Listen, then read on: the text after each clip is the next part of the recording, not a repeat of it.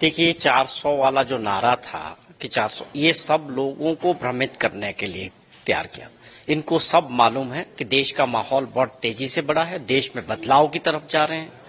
और आप दक्षिण की बात कर रहे हैं कि वहां तो खाता ही नहीं खुलेगा, और जो बाकी 50 पे आने वाले हैं। तो ये केवल मात्र एक सोची समझी चाल थी कि 400 अपने मीडिया के कुछ इनके दोस्त हैं उनके जरिए देश का माहौल ऐसा बनाया जाए। लेकिन जो सच्चाई निकली है, जैसे जैसे चुनाव आगे बढ़ा है देश में, ये सारी हवा निकल चुकी है और लोग समझ गए हैं कि वो ठगे हुए महसूस कर रहे हैं। हर वर्ग के लोग, वो किसान हो, नौकरी पेशा हो, बिजनेसमैन हो, या आप मजदूर हो, युवा साथी बेरोजगार हो। भाई आप 10 साल का हिसाब किताब दे नहीं रहे लोगों को, बता नहीं पा रहे कि हमने जो अच्छे दिनों के सपने दिखाए थे, 2 करोड़ रोजगार का क्या हुआ, महंगाई का क्या हुआ, भ्रष्टाचार का क्या हुआ। ये मुद्दे देश के सामने हैं। नरेंद्र मोदी जी इन मुद्दों को फेस नहीं करना चाह रहे, इसलिए गुमराह करने के लिए ये सारा ताना बाना बुना गया था और इसकी सारी हवा निकल चुकी है। आप देखना 4 तारीख को एनडीए की जो ये 400 वाली बात है, ये आधे में भी नहीं पहुंचेगी और भारत में इंडिया गठबंधन की सरकार बनेगी। अल्पसंख्यकों के बारे में कहा कि उन्हें कभी भी उनके बारे में कोई ना टिप्पणी की, ना कोई उनके विशेष वर्ग के लिए उन्हें कुछ यहाँ पर कहा। जो विपक्ष लगातार इस तरह के जो आरोप लगाता है।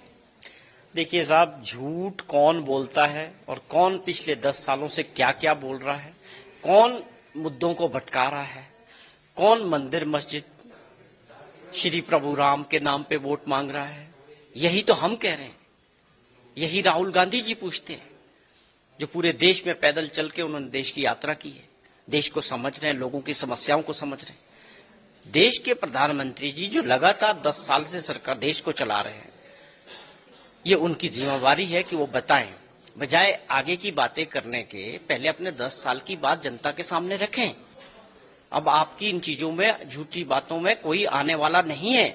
ये हम नहीं कह रहे हैं, ये देश की जनता और जन सलाब जो राहुल गांधी जी के लिए, कांग्रेस पार्टी के लिए या इंडिया गठबंधन के लिए उमड़ रहा है, तो साफ जाहिर है कि देश बदलाव की तरफ जा रहा है।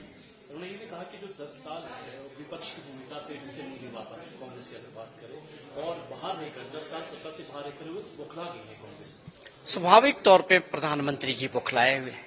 निश्चित तौर पे आपने देखा हर तीसरे दिन किस तरह की प्रचार में वो बयानबाजी कर रहे हैं कि अगर कांग्रेस पार्टी सत्ता में आती है तो राम मंदिर पे डोजर चलाएगी। किसी देश के प्रधानमंत्री को इस तरह का प्रचार, इस तरह की भाषा, या कांग्रेस पार्टी के नेताओं को कोसना और गालियां देने का काम, ये लोकतंत्र है? लोकतंत्र में अपनी बातचीत रखो, अपना रिपोर्ट कार्ड रखो, फैसला जनता की अदालत ने करना, जनता ने करना, देश के वोटरों ने करना। जब उन्हीं का भंग आपसे मोह भंग हो चुका है, तो अब आप जितना भी झूठ बोलें, जितना भी विपक्ष को कोसें, जो मॉडल आपने बनाया है एजेंसीज के तौर पे, ईडी, सीबीआई और इनकम टैक्स के जरिए जो विपक्ष को कमजोर किया, विपक्ष की सरकारें गिराई, क्या वो जनता भूल चुकी है? आपका मकसद केवल सत्ता में रहना है, कुर्सी ना जाए, ये बहुत दुर्भाग्यपूर्ण है। इसका फैसला देश की जनता करे। इसी बात पे उन्होंने कहा कि वो प्रधानमंत्री बनने के लिए पैदा नहीं हुए, उन लोगों की सेवा करने के लिए पैदा यहाँ पर हुए। सेवा करना है तो वो तो विपक्ष में रह के भी कर लेंगे। आप इतने घबराए हुए क्यों हैं? जनता को अपना फैसला करने दीजिए, उसके बाद आपने जहां सेवा करनी होगी कर लीजिए। बौखलाहट किस बात की? कुर्सी जाने की है ना। मैं निश्चित तौर पे कह सकता हूं कि जितना रोष देश में है, इससे ज्यादा रोष भाजपा और आरएसएस में है। इनके खिलाफ तानाशाह रवैया है। 2 लोग देश को चला रहे हैं, 2 लोग सरकार को चला रहे हैं, लोगों को दबाया जा रहा है। ईडी वाला मॉडल है देश में।